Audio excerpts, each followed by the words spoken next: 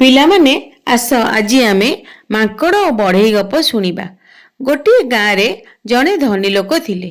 ତାଙ୍କ ଫଳ ବଗିଚାରେ ଆମ୍ବ, ପିଜୁଳି, ଲେମ୍ବୁ, କମଳା ଏମିତି ଅନେକ ପ୍ରକାରର ଫଳ ଗଛ ଥିଲା।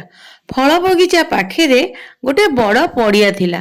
ଧନୀ ଲୋକ ଜଣକ ସେଇ ପଡ଼ିଆରେ ମନ୍ଦିରଟିଏ ତୋଳେଇବାକୁ ଠିକ୍ କଲେ। ମିସ୍ତ୍ରୀ, ବଢ଼େଇ, କମାର ସମସ୍ତେ ଆସି ମନ୍ଦିର କାମରେ ଲାଗିଲେ। ମିସ୍ତ୍ରୀମାନେ ଇଟା କାମ କଲେ, ବଢ଼େଇମାନେ କାଠ କାମ କଲେ ଓ କମାରମାନେ ଲୁହା କାମ କଲେ।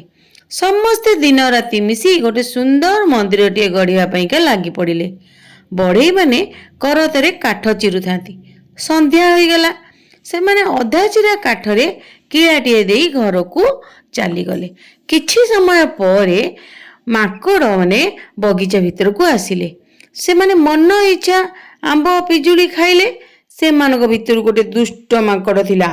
ସେ ପେଟ ଭରି ଫଳ ଖାଇଲା, ଯାହା ପାଇଲା ଛିଣ୍ଡାଇ ଫିଙ୍ଗା ଫୋପଡ଼ା ଫିଙ୍ଗା କଲା। ଶେଷରେ ଯାଇ ଅଧା ଚିରା କାଠ ଗଣ୍ଡି ଉପରେ ବସିଲା।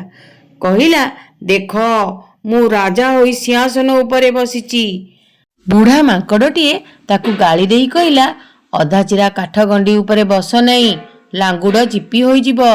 ଦୁଷ୍ଟ ମାଙ୍କଡ଼ଟି କ'ଣ କାହା କଥା ନ ଶୁଣି ଗଣ୍ଡି ଉପରେ ନାଚ କୁଦ କଲା। ସେ କାଠ ଗଣ୍ଡି ମଝିରେ କିଳାକୁ ଦେଖି କହିଲା, ରାଜାଙ୍କ ସିଂହାସନରେ କିଳାଟା ଲାଗି ଅସୁନ୍ଦର ଦେଖାଯାଉଛି। ଏତିକି କହି କିଳାଟାକୁ ଟାଣି ଓଟାରି ବାହାର କରିଦେଲା। ତାର ଲମ୍ବା ଲାଙ୍ଗୁଡ଼ କାଠ ଫାଙ୍କରେ ରହିଥିଲା। ସେ କିଳାଟି ବାହାରି ଯିବାରୁ ଚିପି ହୋଇଗଲା। ତାକୁ ବହୁତ କଷ୍ଟ ହେଲା। ସେ ଲାଙ୍ଗୁଡ଼କୁ ଅନେକ ଟଣାଟଣି କଲା, ହେଲେ ଲାଙ୍ଗୁଡ଼ ବାହାରିଲା ନାହିଁ। ନିଜ ଦୁଷ୍ଟାମି ଯୋଗୁଁ ମାଙ୍କଡ଼ଟି ବହୁତ କଷ୍ଟ ପାଇଲା।